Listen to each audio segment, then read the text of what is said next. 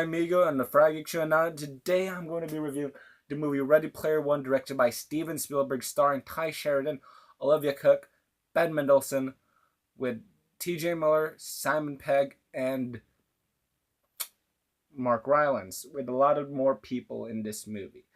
This movie is about the Oasis and how it's a virtual world, and the creator James Halliday, played by Mark Rylance, dies, and since he's a wealthy man, he creates an Easter egg hunt.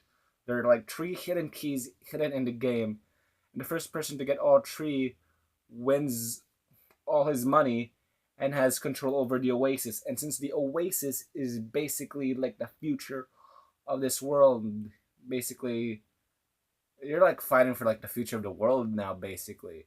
Now this was written. This movie was based on the book by Ernest Cline. I haven't read this book. In fact, I'm still reading it. In fact, I'm quite early on in the book. You know what? This can stay in the background. Yeah, in fact, I haven't touched the book that much. So to be honest, I really don't know what to expect, basically. But since it's directed by Steven Spielberg, I trust the guy a lot. That guy did a lot of really good movies, like Jaws, Back to the Future. No, he didn't do Back to the Future. He did Jaws, Jurassic Park, E.T. He did a lot of family classic movies, and he's focused more on the Oscar stuff, and like stuff like Schindler's List, Saving Private Ryan have been very successful for him. I do kind of miss the Spielberg that does like the family fun. And Ready Player One is that return to form for the family fun Spielberg. And man, this movie's fantastic. I was truly immersed in the world of the Oasis. The visual effects were really good. I mean, you can tell it's CGI, but it's supposed to look computer. It's supposed to look like a game because it's a game. It's not supposed to look realistic. We have to separate the real world from the virtual world, which is the Oasis, which is essentially VR headsets. And now we're having headsets with the PlayStation VR. What I like about this movie, it's like a huge spectacle, and it's not like oh, here's a reference, here's like Batman, Superman, Mario Brothers, Ninja Turtles, Iron Giant. It's not like that. I mean, yeah, there are references, and they can be annoying for some, but that's not the main thing about Ready Player One. It's about how important pop culture is and how it affects our lives, because basically the Oasis is basically the internet, and we use the internet to escape in from the real world, because the real world can be sometimes not very good. And people use the internet, or sometimes video games, sometimes movies. It's basically anything escapism. We escape in these worlds, and sometimes we overdo it, basically. I think that's pretty much the message of the movie, and it hits really well. It has something important to say about the world, and it's really interesting.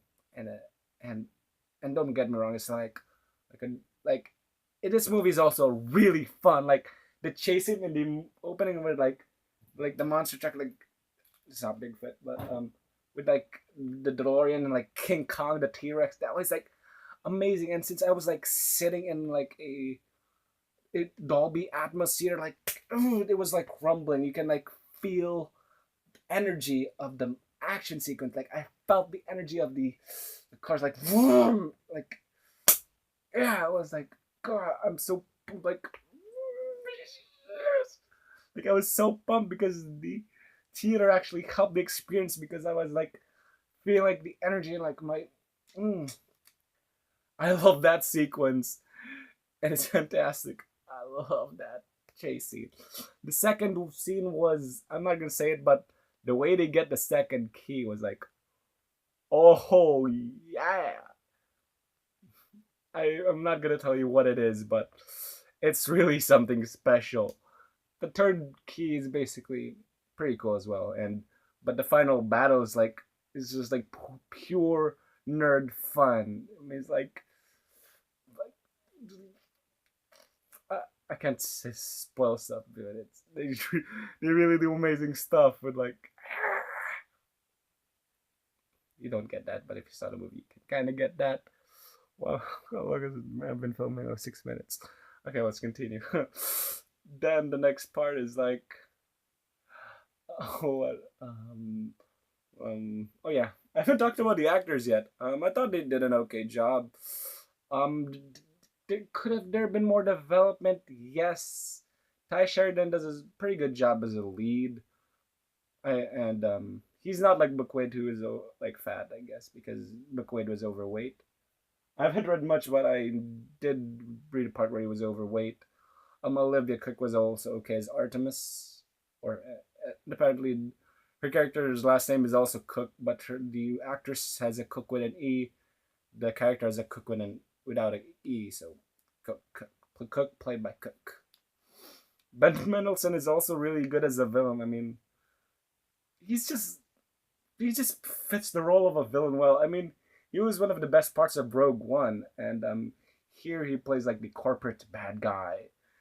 This whole movie feels like a really classic movie from the 80s with a throwback things, since like it has the 80s tropes of like the white boy, I guess, the white girl and the diverse minorities sidekicks, because the black friend and the Asian sidekicks.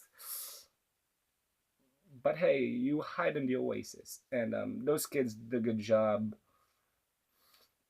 And yeah, I don't know what to say. Oh yeah, Simon Pegg. He was unrecognizable in this movie. Like, Simon Pegg was in this. Oh, he's that guy. Like, dude, I can't recognize you. I recognize him as Unkar Plutt from Star Wars: The Force Awakens, but I couldn't recognize him here. So, fantastic job, Mr. Pegg. I didn't expect you to be. He hit himself, and that's really good. Mark Rylance was also good in this movie as well.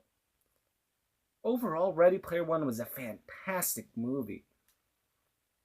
Not only was it a big spectacle that like everyone can enjoy, it also has something really good to talk about life in general and how pop culture can and how important pop culture. It's like basically a love letter to pop culture, and this really needs to be seen on the biggest screen possible. It's a visual spectacle. That's basically Ready Player One. It's a spectacle. I had a lot of fun, and it will probably be remembered for this generation of kids because Ready Player One's so fun. It's it's a pop. Yeah, this thing.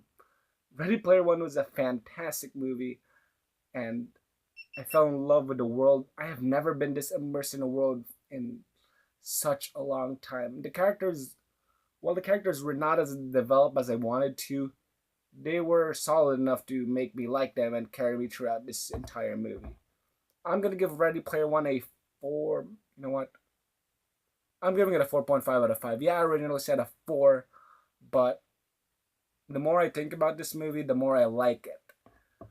And yeah, the more I think about Ready Player One, the more I enjoy it. So yeah, that's gonna be my review. Will it top Black Panther? Depends on my mind, and also I'm reading the novel. I'm not gonna. There's a many chance I do a comparison of the novel and the movie. But anyways, that's it for the Friday Show. Migo out.